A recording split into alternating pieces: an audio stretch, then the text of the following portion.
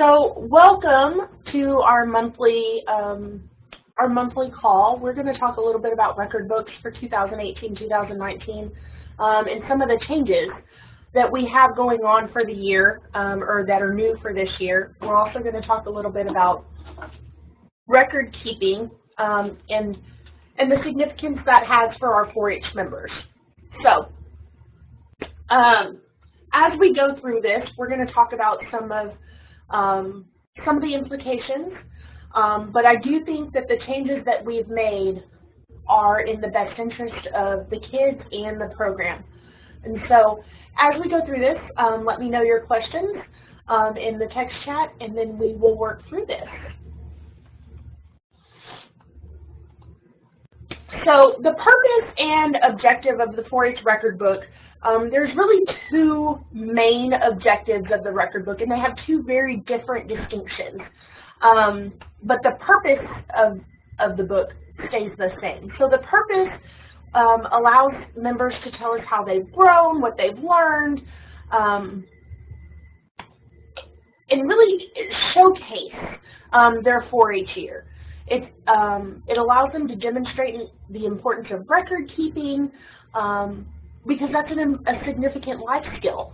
And then, of course, we know that as you get older, you just do more and more record keeping, right? We have record keeping in our personal lives, record keeping at our workplace, and so learning those skills now is very important.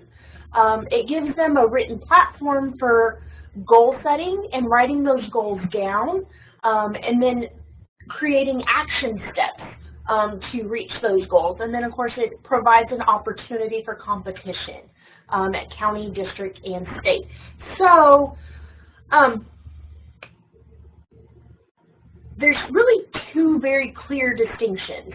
One, we want them to learn record keeping as a life skill, okay? And that may or may not include the competition aspect, okay? If they just want to learn record keeping and have it go to the county and have it evaluated, that's fine. If they want to submit a record book for judging and participate in the competition, that's a completely separate goal and objective for them. And so we really, when we start having the conversations about completing a record book or what that means, we really need to determine which path they want to take. For today's training, we're going to focus on the competition aspect because the changes are pretty significant for this year. So there's steps to the record-keeping process. We first, in the very beginning, in getting started, we need to talk about goal setting. So those goals need to be written down at the beginning of the year. Okay, we need to establish clear goals. And those are going to vary, but those, excuse me, those goals are youth-led and they're youth voice. And so when they are telling us their goals, there is no goal too small and there is no goal too big. Our job as educators is to provide them the tools to meet those goals. So throughout the year, we are going to journal and record what action steps we have taken to reach our goals. Journaling can take place in lots of different ways. You can do it on a calendar, whether that's a paper calendar or an online calendar like a Google Calendar, an index card box. That's how we used to do stuff when I was a kid. We would write down everything that we did and just put that index card in the box and keep it. Certainly with our technology, our advances in technology, smartphones have a significant number of apps that are available to keep those records. Or you can simply just journal it in a notebook. Whatever works for you, but we want to make sure whatever they're doing, A, that they are consistent, and B, that it's comfortable for them. So then the very last step of the record-keeping process is reflection. And this happens at the very end. And so things that we want to, when we're putting the record book together, things that we want to talk about are, what did you learn? Did you meet your goals? If you did meet your goals, great. Let's talk about the recognition you received. If not, let's talk about some of those action steps and what you're going to do differently next year to meet those goals. What obstacles did you face? How did your project change or grow? What type of leader were you? How did you serve as a leader? What impact did your involvement have on you, your club, or community? And how have your project experiences influenced your future? How they influenced your future career choice, your future college choice, or just your future in general? How has that changed or influenced that? So when we talk about record books,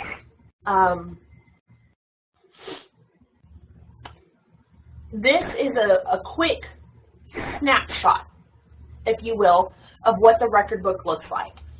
And so every age division will have a check sheet. Every age division will have a personal information page. Those will not be judged. Those are not part of the judging process. Every age division will have a separate 4-H story and photo portfolio. You'll see here that the story, the number of pages changes from age division between the age divisions, and the 4-H photos change between the age divisions. A significant change we'll talk a little bit about later is the photography category no longer has additional pages of photos in their book. So for juniors, the maximum is 8 pages. For intermediates, the maximum is 10 pages. And for seniors, the maximum is 10 pages. Okay? So, and then you have the report form. And the report form goes through all 7 sections for every age division. We'll talk about these sections individually here in a minute. The check sheet is a fillable Word document. It should be the very first thing we see when we open the record book. So, and it's very basic information. You should check them at the county. They should be checked before they get to district, or at district judging. We will verify that each of the sections is in there, and then they get checked at state. And so these pages should be filled out at each level of the judging process. Now we have the personal information page. Again, it's a fillable Word document, so you can type in it, but it's asking some very basic information. Name, age division, category, number of years in the project, and it requires those 3 signatures, the 4-H member signature, the parent signature, and your signature as the county extension agent. So for the 4-H story and photo portfolio, the story includes information about yourself, your family, when and why you joined 4-H, project goals, how 4-H has helped you, and how 4-H has helped you set those goals, and include what your goals are and develop new interests. It's important to note that the focus of the story is on the current year. So oftentimes we have seen stories where they've just like updated the year. And so we really should be writing a completely new story and photo portfolio for that year. So the photos in the story should not just be a repetition of what's in the report forms, but it should complement what we are doing. We want to include new information, expand on the tell your story part. We want them to be able to tell the story of their 4-H project work with their photos. Certainly captions help, but it is not required for them to have captions, and the stories and photos can be intertwined and kind of embedded in the story. The photos can be embedded. The story should have, its primary focus should be the current 4-H year. However, some historical references can be put in there, but it should not be, you know, like what they've done in previous years, but it shouldn't be the main focus of the story. The main focus should be their 4-H experience for that current year and what they've done. The combined story and photo portfolio should be completed within the page limits for each age division. It is to be double-spaced, minimum 10-point font. Those things haven't changed, but once again, we're not going to get hung up on that. But those are things that you can stress and emphasize at the county level. Photos can be placed throughout the story as long as they're adhering to the minimum number of pages. Or they can be grouped together at the very end. Again, record books in the photography category do not have additional pages of photos as they've had in the past. So the report form, here's where the big changes come in. The report form is the same form for every age division. We request the same content. However, the number of allowable entries and or pages vary by each age division. And the 4-H member may include information for the current year and 3 previous years on that one report form. So just as we have done in the past, we will have up to 4 years, if you will, in the report form, but we have one report form for every age division. And so it'll include the current year and preceding 3 calendar years, okay, or 3 4-H years, if you will. The forms are available in Word format, and the report form is the main reporting form for the 4-H record book. This is where we report everything that we've done in and out of 4-H. So we want to encourage growth because we encourage growth in the program, and so when they are filling out the form, they should be able to depict or show us growth in their project areas. Section 1 asks us, what is your project and how did it change or grow? And what have you done and what have you learned in this project or projects? You can include learning experiences gained in other youth community organizations, but it should be applicable to that project. Individual directed learning project experiences are also acceptable. So just because you may not offer a shooting sports project in your county doesn't mean it can't be a project for them. There's nothing that says that they can't learn on their own. Maybe it's robotics, maybe it's shooting sports. I'm thinking some of those projects that maybe do need some, they need some self-direction. So we'll include 4 projects in a current year and 3 preceding 3 4-H years. But for juniors, it's 2 preceding years. Okay? So we often get the question, well, I'm an intermediate and this is my first year doing a record book, but I've been in 4-H. Well, this is where we need to have the conversation. If they want to be competitive, then we need those 3 years, those 3 previous years. If they don't want to be competitive, then we don't need it. So they really have to determine what their goal is and what they want to accomplish. So for juniors, on section 1, maximum pages is 2. For intermediates, it's 3, and for seniors, it's 4. Section 2 discusses leadership experiences, and so it is a table that requests the year, the leadership activity, the role, the level, responsibilities, and the duties and or accomplishments. And so we ask that you don't alter this table. but rather fill it in with information that's applicable to your leadership.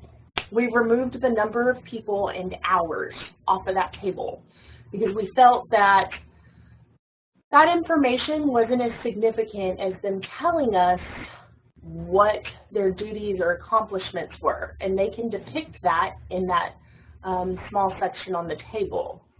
So here we'll include the current year and 3 preceding years for intermediates and seniors, and up to 2 preceding years for juniors. Juniors are limited to 10 entries in 1 page, intermediates are limited to 15 entries in 1 page, and seniors are limited to 25 entries in 2 pages. So these activities may be completed in the project setting or they may be completed independently, but it's important for them to tell us if they're working at the club, county, district, state, national, or international levels. This is where we will discuss promotion leadership, volunteer leadership, or elected and appointed leadership. Promotion leadership asks the question, how have you told somebody about 4-H? We do a lot of promotional leadership during National 4-H Week. Volunteer leadership discusses how and what did I do to lead or teach others in 4-H. Examples of this include leading the pledges at the 4-H meeting, demonstrating how to use a tablespoon at a meeting, or organizing a 4-H workshop and give a presentation on a specific topic. Elected and appointed leadership asks the question, what did you do to improve 4-H? This includes leadership in volunteering to serve on a committee, like the telephone or recreation committee, or maybe the refreshment committee, and also serving in elected offices such as president or reporter, or maybe on your county council or district or state council, or your local ambassador or state ambassador groups. Do not include leadership that occurred as part of performing a community service activity. Primary leadership to a community service effort should be reported in Section 3, Community Service. So here we also have included a table. This includes the year, your role. So we'll talk a little bit about the roles here in a minute, the service activity, and the importance and impact. The role is coded, if you will, by Y, P, or M. Y indicates that you did this yourself with no help from your 4-H members or club. P refers to providing primary leadership in which you were the organizer and you made all the arrangements and recruited 4-H members to assist you. M refers to member of a group, when another member called asking you for help and you were there to assist in completing the task. This section is for community service activities only and not for citizenship activities. Citizenship is its own separate project and can be completed as a project and listed in Section 1 or Section 4. So Section 4 refers to other 4-H projects, and this is for any other 4-H projects that you were not able to list in Section 1. We want to include the number of years and summarize your participation. You can include the current year and up to 3 preceding years for intermediates and seniors, or up to 2 preceding years for juniors. You can include any number of projects, 2, 7, whatever it may be, but you are limited to 1 page. Section 5 discusses recognition. We've discussed recognition as part of our Enhancing the Club experience, and so we really encourage and want our 4-H members to be recognized for their accomplishments. So here we have the year, the level, the recognition, and its significance to you. Again, here you'll have the current year and 3 preceding years for intermediates and seniors, and 2 years for juniors. The entry and page limits vary according to age division. So for juniors, we can have 10 entries in 1 page. Intermediates, we have 15 entries in one page, and seniors, we will have 25 entries allowed. Section 6 discusses non-4-H activities.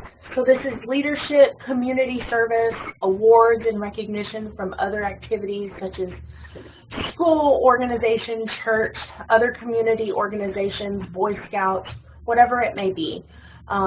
But you are limited to these specific years, and it's limited to 1 page. Section 7 refers to college and career exploration.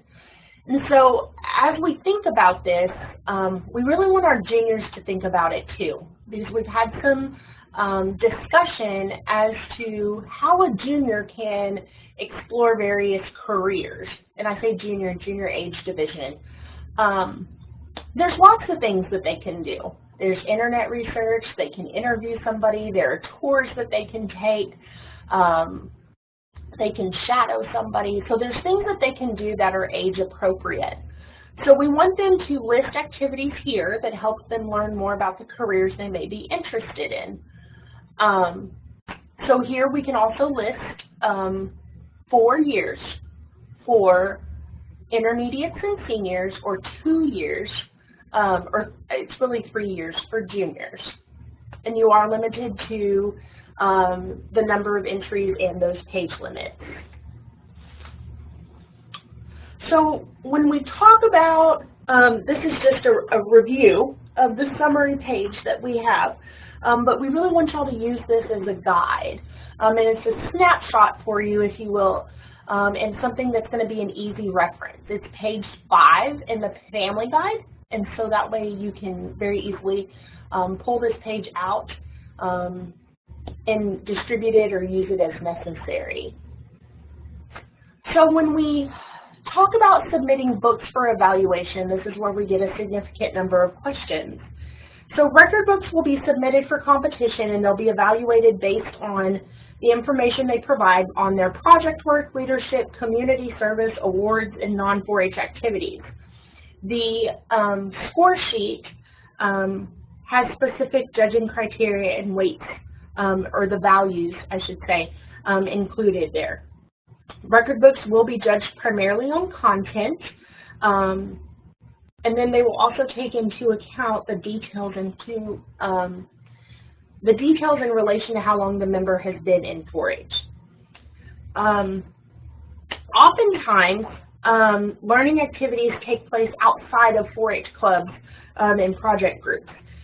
We recognize that and can appreciate our partners that help us to further our mission and encourage learning activities in different project areas. So here's some clarification on that. The learning and knowledge gained can be reported from an external organization in Section 1 as part of the project experiences. However, if there's any competition that takes place, that should be submitted as part of the other, the non-4-H activities section in Section 6. So for example, a youth participates in a showmanship clinic put on by a specific breed association. The learning that takes place in the practice of showing transcends into their 4-H project and thus would be reported in the report form. However, if that same clinic offered a showmanship competition, that would be reported as a non-4-H activity. So if they are participating in TGLA shows, that would be as a non-4-H activity. However, if there's clinics going on at these TGLA shows, the learning that takes place can be supported or does support the project work specifically. So you would essentially have maybe 2 entries. One for the learning that takes place in Section 1 and one for the learning that, the competition that takes place in Section 6. So another area where we get some gray area or competition is like in the theater and performance arts category, because we know that a large part of that learning happens maybe in schools or in another organization. And so the learning that takes place in the theater and performance arts category can be reported in Section 1 in project experiences. However, if 1X Play goes to UIL competition and they compete, that would need to be reported in Section 6. So here's a look at what the score sheet looks like now. You'll see here that we don't have a specific score, if you will, but rather comments. And it has some, it's one page front and back, and there's a significant room for comments to be made. And there's criteria here that can help the judges guide themselves through their decisions. So there are lots of record book covers, we know, and people get creative, and that's perfectly fine, and we love that. So all types of covers or binders are accepted. There are official 4-H record book covers that can be ordered from the national, from Shop 4-H, if you will. And some county offices may have a supply, so we may just need to check with your county extension office. Here are 4 new covers that are available on Shop 4-H. Just so you know, you see them. These are promoted by National 4-H. They are acceptable. I know we've gotten a couple of different ones, and so we received some questions because they just don't look like the traditional one in the number 3 spot. But these are accepted. A green folder or a binder is also accepted. So some general guidelines that we have. Handwriting is always acceptable, but we want to make sure that if it's handwritten, it's legible. That's important. Grammar and punctuation is extremely important. Somebody should be checking that book for grammar and punctuation, especially if it's competing, particularly if we get to the senior age division and we have books coming to district and state. The margins must be between 1/2 and 1 inch on the top, bottom, and right side. The left margin must be 1.5 inches to allow for the binding that occurs or hole punching.